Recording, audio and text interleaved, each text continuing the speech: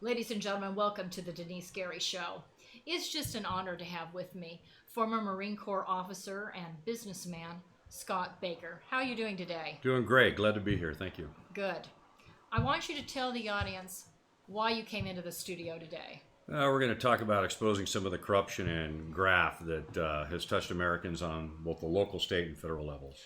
I understand, ladies and gentlemen, this is absolutely the truth. This man has spent hours and hours researching this.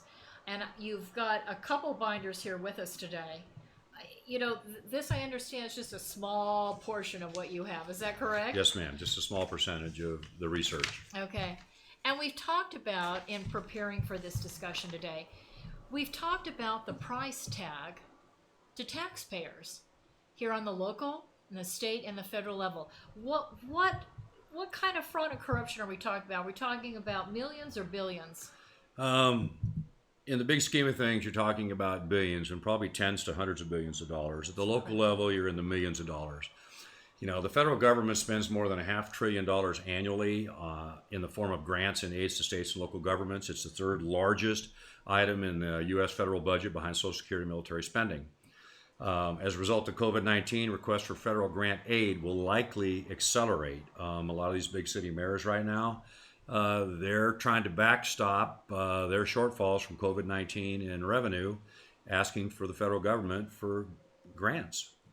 So how many of you knew that? I mean, I had no idea that, $500 billion, and that price is going to go up, is spent. Taxpayer dollars are spent, $500 billion of it, on federal and state grants. And we're going to get into this a little bit later, but apparently a lot of the corruption and graft that surrounds this issue is all about those state and federal grants. Fox News reported a Tennessee lawmaker was charged with theft of federal grants, what we're talking about here today, in order to increase her salary. And apparently the U.S. Attorney for the Western District of Tennessee has come out, and I'm reading a quote from his message. He says, quote, "Protection of the U.S. Treasury and federal grant program against theft, fraud, waste, and abuse is now the top priority of the Department of Justice." It is a top priority of the DOJ, and so hopefully I can get a little bit of interest generated on the documentation that I've been And you've dealing got a with. lot of it. Yes, ma'am. This is just a small amount. So you believe then that you have enough information archived, enough documentation to warrant a full investigation into the actions of the city officials in the city of Tehachapi, as well as individuals maybe on the state and federal level, concerning violations of the RICO Act, the Federal Aviation Administration, and the Department of Transportation regulations. Is that correct, sir? Certainly have some at the city level on all of that, and of course the issues that both at state and federal is as you go up the chain of command to get people to act. Right. The answers, are we don't have the funding, we can't get to it, we can't do this, or it is just silence. They just don't answer the mail.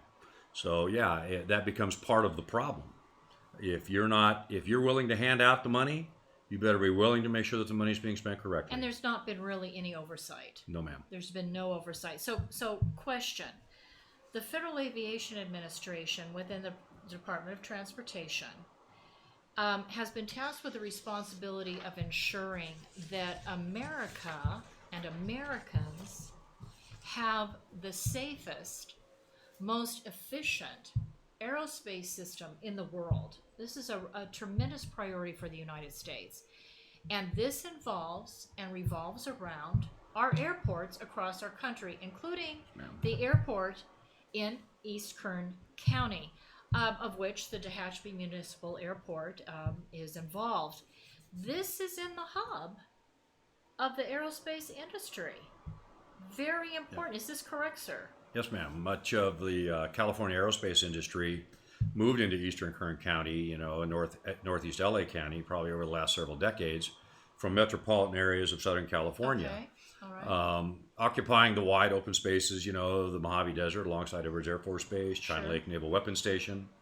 Recently Congressman McCarthy's representative spoke at the city council meeting, impressing on the council how important the city of Tehachapi and its airport were to Eastern Kern aviation community. Going on to say how hard the congressman's been working to bring Space Force to Eastern Kern. And I wanted to bring this to everyone's attention. I received, maybe some of you did too, I received this from Congressman McCarthy's office. And Scott, I shared this with you earlier. I thought it was interesting that, you know, he's talking about the Naval Air Weapons Station at China Lake. He's talking about Edwards Air Force Base. He's talking about the NASA Armstrong Flight Research Center. He's talking about the Mojave Air and Spaceport.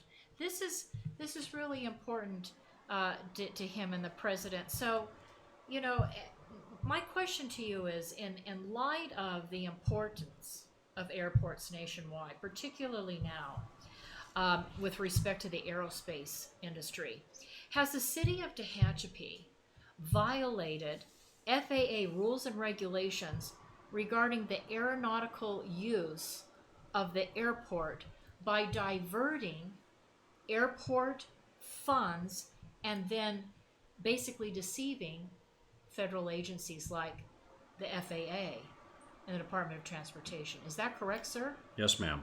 Wow. Diversion of funds is actually the FAA call out when they're moving money that they shouldn't be moving. Incredible. And that's the section within the regulation. Deceiving the FAA, absolutely. Violating grant assurances, absolutely. For example, the city never got approval from the FAA to dump treated sewer water on the airport. That's a clear violation of the federal grant assurances. Dumping sewer water on the airport. Yes, ma'am. They've been doing it since 1990. In addition to that, we finally got the FAA Los Angeles Airport District Office to conduct a land use audit of the airport in 2017. They found seven major violations. 3 years ago, you had a land use audit, and they found several violations. Yes, ma'am. Of the 7 major violations, 5 of them were revolved around money, of which depreciation of state and federal grants was one of them, which they told them clearly you're not allowed to do that. We're going to save that for another show. So city officials then have violated federal law in regards to dumping sewer water. I don't care if it's treated or not. Treated, yep. I don't care. It's still sewer water on airport property, and that's contaminating valuable airport land. This is a violation of FAA regulation. I wrote down 5190.6b. Is that correct? Do I have that right? Yes, ma'am. Okay. Under 5190.b, the city may use aeronautical land for non-aeronautical use for a maximum of 3 years with FAA approval. They can go up to an additional 2 years with additional FAA approval on that. But they never got it. They never got any of that. They just dumped the water on there. In addition to that, anytime they use airport lands for non-aeronautical use, they are supposed to be paying fair market value lease rates for that land. Have they paid fair market lease rates for that land? Well, we requested it in the late 90s to pay it. They never paid it from 1990, and all of a sudden in 2006, they started paying $30,000 a year to the airport fund, and none of us had said a word to them. Okay, so they paid $30,000. Well, the FAA looked at that in their land use audit and clearly told them, well, that doesn't even meet fair market value for the 81 acres you're using. It's zoned M1 industrial property. Incredible. Are there national security implications to this, Scott? You've told me in the past that absolutely there's national security. Absolutely. You know, when grant revenue is diverted, it diminishes advances in the airport improvements and safety at the local level. Eastern Kern caters to some of the most leading edge technology in the world, aviation technology. Military technology. Yeah, military as well. Self-defense, right. Sure, you got UCAS programs going on down there in Palmdale. Right. You've got all kinds of satellite, work that they're developing. Right. You're talking stuff going into space, which will have implications for the space station as well as others. Right. A large sector of it deals with national security. Tell us. I want the audience to know, who are the people? Who are the agencies that you've been reaching out to over the last several years? Who are these people? Well, as a military officer, you're taught follow the chain of command. Sure. Okay, you I start up. understand. So we started at the lowest level with the city council and brought it forward there. And that was a battle just trying to get them to listen. And so that was one. And ultimately, they failed to listen. Okay. They went their own way. Okay. We continued Maybe on. because they're corrupt, possibly. We continued on with the county grand jury. Okay. The county grand jury came and looked at some of the evidence, and we discussed issues with them. We went on with the Los Angeles FAA. I understand it went nowhere with the grand jury. It went absolutely nowhere. And we're going to deal with that. You know, we're going to devote a whole show to what happened there because you're not going to believe what happened with the Kern County grand jury. Go ahead, sir. The FAA Los Angeles ADO, we contacted them. The basic answer out of them is once we give them the money, we really don't care what they do as long as they meet the requirement. No oversight. So there's no real oversight on it. As the problems continued, though harder to detect, in 2018, I contacted the FAA Administration's Director of the Western Pacific Region for Airports, Mark McClarty's office. They sent my packet back to me, but I had them date stamp it. So they received it, and they sent it back to me and didn't say a whole lot. Wow, I that's turned around incredible. and in 2019, I contacted Betty Yee, the state controller's office. A Democrat. A lot of these people are Democrats. People just keep that in mind. It's an election year. Michael Chang was the audit manager. He's the one that should have been handling it. He's the one that I talked to and spoke to via email most of the time. California Divisions of Audits, Jim Spano, chief, that was his boss. I talked to Shannon Grove when she was in between Assemblywoman and Senator. Okay. And she's well aware of some of the issues that I was, that we were dealing with. And I say we. She talked to several of us that day. Talked to Chuck Ward at the Office of Inspector General, U.S. Department of Transportation in Washington. They're at the federal level. Chuck and I spent several hours on the phone. Former military officer with the Navy. He said it's some of the best documentation I've ever seen. Okay. He said he forwarded it on up to his Office of Investigations, who contacted me after I pushed on him about 6 months later and says, we got bigger fish to fry. So this is the Inspector General that did nothing. Yes, ma'am. Okay. I have a question. Did Chuck Ward, U.S. Department of Transportation, Office of Inspector General, did he indicate that the state and local officers were supposed to have handled these complaints? Yeah, after a lengthy discussion, that issue came up, and Chuck and I basically talked, and he said, yeah, you should always try to resolve the issues at the lowest possible level. And again, that's military teaches you those things. Right. And everybody teaches you those things. That's what we in try to corporate do. America, everywhere. Sure, solve it at the lowest possible level, and Right. and we tried to do that. And once he understood where I was coming from, he told me, he says, I came to the right place. He says, however, I want you to understand, we just don't have money in our budget to just go audit a municipality. He goes, so I'll forward this on up, and we'll see if we can get some action on it. Okay. And that's as far as it went. There's not been any action. There's not been any justice. Is that right? I mean, there's been nothing. There's been nothing. Nothing on it is as to really solving the problem. Okay. The problem is the airport doesn't get credit for the revenue it's supposed to be getting. It doesn't get that credit, but it certainly gets the bills. And that's not the way this is supposed to work. Not when the federal government's putting all that money into that airport. Okay. All right. And I think that the idea is, and you've told me this before, there's an expectation on the part of the American taxpayer that politicians and bureaucrats are charged with conducting the business of this nation. And they're supposed to be acting in good faith and confidence. And I wanted to ask you, why do you think that these elected officials are undermining the Tehachapi Municipal Airport, particularly in light of the fact, as we've already talked about, where that airport is located is in the hub of the aerospace industry in East Kern County.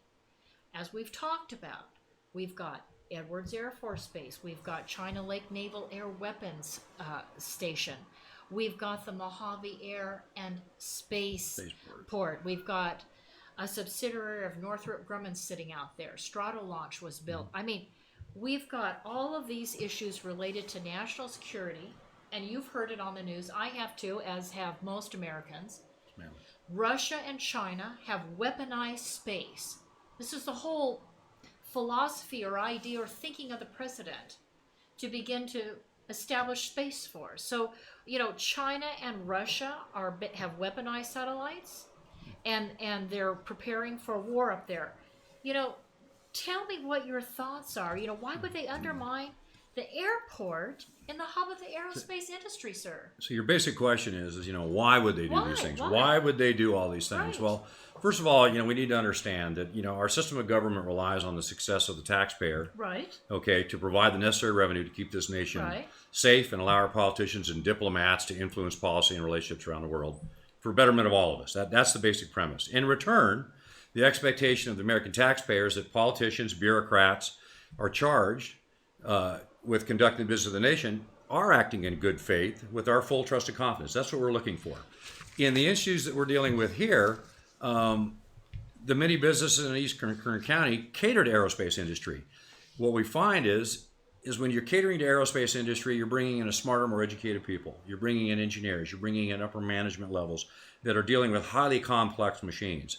Okay, and with a more sophisticated and well-educated workforce comes more money, which begets more or greater political influence and control. Right.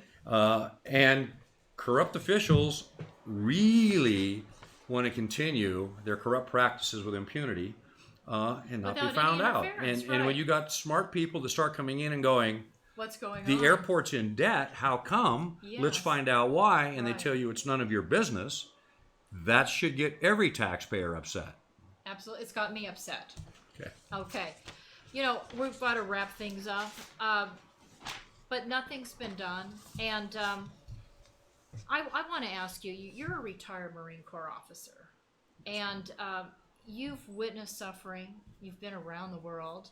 The military has been deployed around the world. We have special operations going on across the world fighting Islamic terrorism.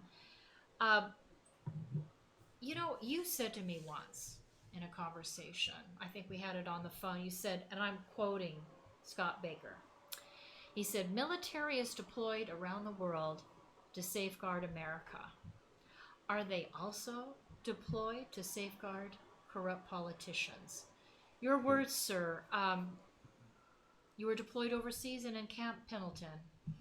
You want to comment on that as we wrap things up? Sure. I've been deployed all around the world. I've been Middle East, I've been Korea, Right. I've been Japan, I've been 9/11, Camp you were Pendleton, I've called been back? Camp Lejeune, I've been 9/11. Yeah. My expectation is that when we as military personnel are deployed away from our families and communities in the interest of this nation's security, it's our hopes that our communities kind of keeping a watchful eye on our families. Right. Okay, that's what we want. That's my hope. That's Right. what we're hoping is going on. Right. We don't need the distraction. Right. Okay, we want to know that they're safe and they're okay. Right. We don't expect our politicians to be raiding the public coffers while we stand a foreign post in protection of them and the nation. That's right. Okay, That's right. It wouldn't be even a bad idea Yes. to have our local police and whatever roll by the homes of our deployed service members on occasion, maybe instead of going by our politicians' houses. There you go. Thank you, sir. Ladies and gentlemen, you've been listening to Scott Baker, and we appreciate so much your service to the United States of America as a Marine Corps officer, and we appreciate having you with us today. Thank you so very much, sir. Glad to be here. Hope we get to see you again someday. Thank you. We'll be continuing a series on this, ladies and gentlemen. Stay tuned. But we've got to pay some bills, so let's do that.